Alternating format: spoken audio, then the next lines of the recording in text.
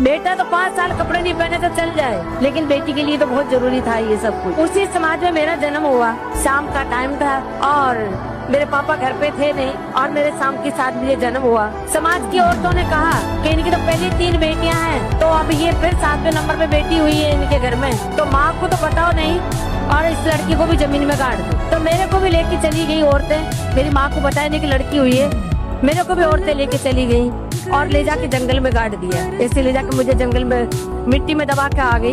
मेरी माँ को पता चला कि बच्चा हुआ तो था पर गया कहाँ। मेरी माँ पूछने लगी मेरी मौसी से, मेरी मौसी ने कहा कि लड़की हुई थी वैद, उसको गाड़ दिया जमीन में।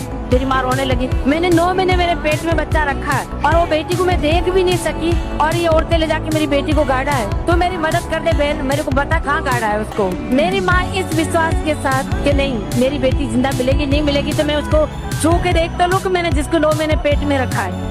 इस उम्मीद के साथ मेरी माँ चली गई जंगल में मेरी मौसी के साथ। मुझे तो खोद के निकाला तो मेरी सांसें चल रही और मैं मेरी माँ को जिंदा मिली। ऐसे करते करते मैं 7-8 साल की थी। उस घर में मैं डांस कर रही थी और वहाँ पे टूरिज्म डिपार्टमेंट के लोगों की नजर पड़ी। उन्होंने मुझे स्टेज तक आने का मौका दिया। जो भी मुझे देखते ये कहते कि ये लड़की बहुत आगे जाएगी, बहुत आगे जाएगी, इसमें भगवान ने वो कला दी। उस आगे आगे के चक्कर में मैं 100 पैसे कन नहीं जाती। उसी आगे आगे के चक्कर में मुझे भारत सरकार ने पद्मश्री दी।